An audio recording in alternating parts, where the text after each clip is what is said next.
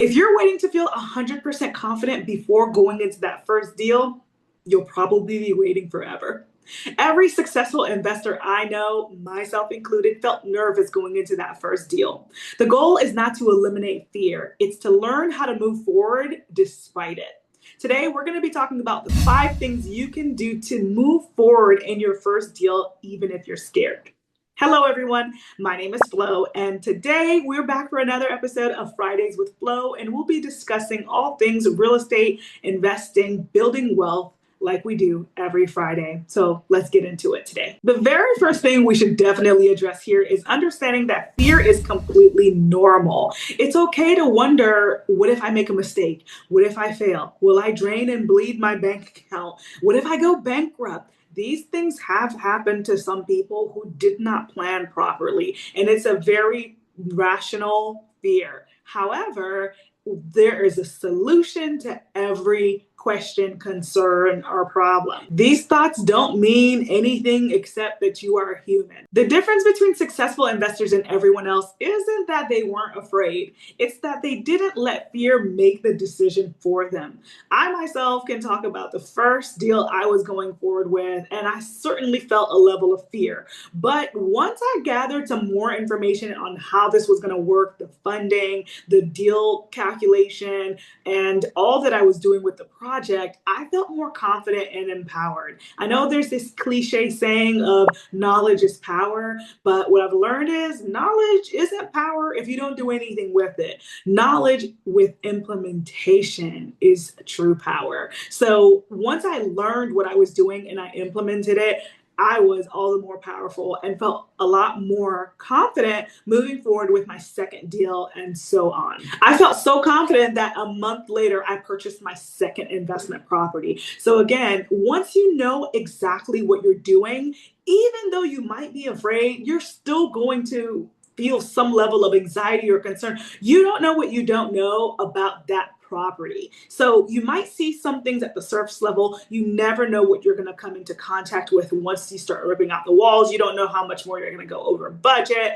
Other things that you might be looking to do with that property that maybe zoning may not allow. There are a variety of things that can come up, but either way, I was not going to let fear stand in the way of me actually making any moves. One easy thing you can do to actually start making moves, but without it costing you much money up front, is to just get connected with your local REIA, otherwise known as your Real Estate Investors Association. This is a space where you get to start connecting with other investors. They're doing all forms of investing, whether it's acting as a private money lender, hard money lender, so mortgage brokers, or if they are wholesalers themselves, so they know the deals and they can give you the deals, or if there's somebody like me who flips homes, renovates them, or help other people do the same thing as a real estate agent. Either way, getting in that space and hearing other people's stories can kind of help with that fear a little bit.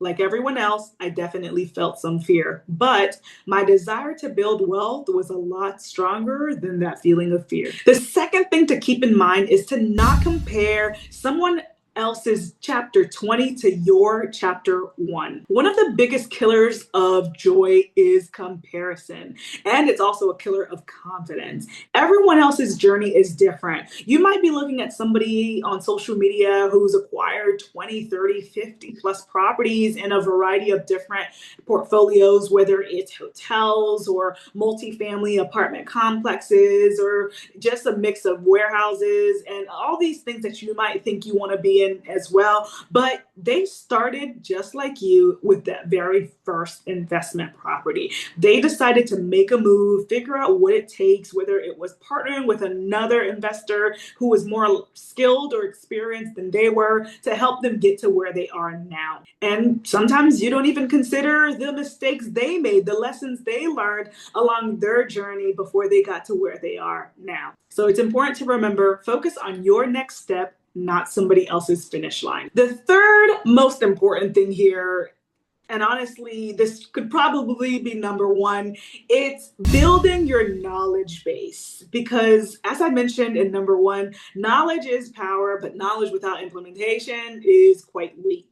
So, as mentioned, go ahead and get connected with your local real estate investor meetup groups. Start getting to know people because in those meetings, they're talking about the most important thing, which is deal analysis, structuring the deal property correctly, and also understanding how to calculate your rehab budget. They're talking about where to get the money and how to structure everything. So, just learning how to do the very thing you're trying to do is going to help empower you and cripple that fear each day that you are actively working on this. I know that it took me a good bit of time to get the education I needed before I moved forward. I will say I'm quite different than other people where I was like set on fire and really ready to go and make it happen. I just didn't know how to do it. You know, when you have the money saved and you're ready to make a move, but you don't fully understand, am I supposed to just put a down payment on a house, or is there a smarter way I can leverage this and make it happen?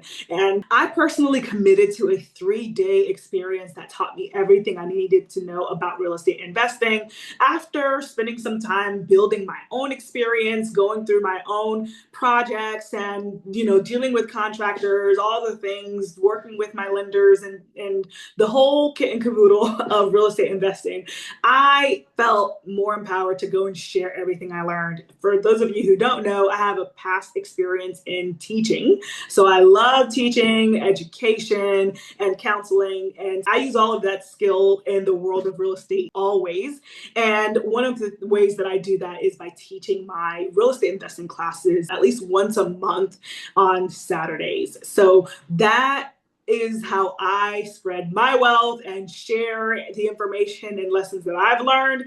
And I've built this Fundamentals of Real Estate Investing course and various other classes that talk about funding, dealing with contractors, 1031 exchanges. And as of January 31st, 2026, I launched the restorative collective.com, which is my online mentorship, self-paced, on-demand investing mentorship courses. So, for those of you who are looking for ways to get started but not sure where, this is a really great place to start. So there are different packages, whether you're looking for some affordable self-paced on-demand classes, there's that option. And then there's also the option of getting mentorship directly one-on-one. So you always got to start somewhere, but more importantly, education can change a lot for you in helping get rid of that fear of moving forward. The fourth thing to keep in mind here is building your team. If you don't have the right team, that can certainly be a part of your downfall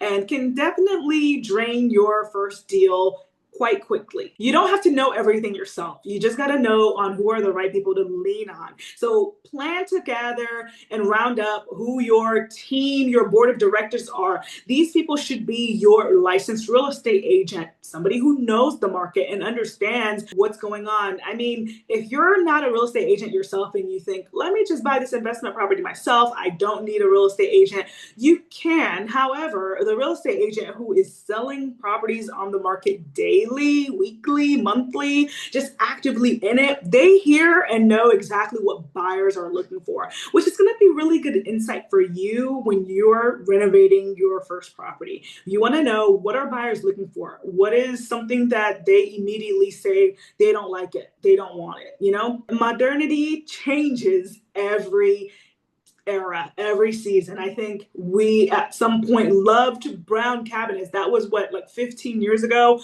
Brown cabinets in the kitchen was like the thing, darker wood.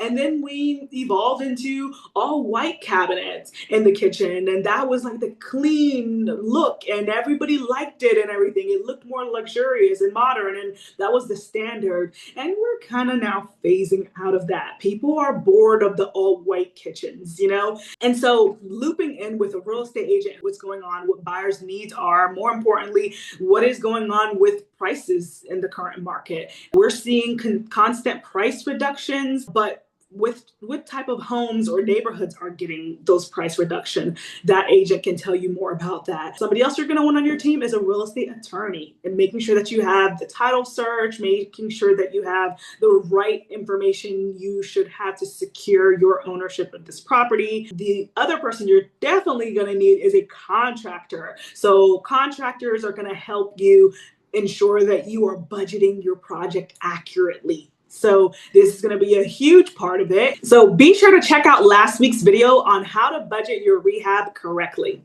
And more importantly, among your team members, you definitely just want to get a bunch of people who are actively investing, because you can always call onto them and ask them, hey, what did you do in this scenario? Or what do you think I should do going into this deal? I definitely have some friends that I call on to, and they bring a lot of insight that I might not think about, especially if they're on chapter 10 and I'm on chapter 2.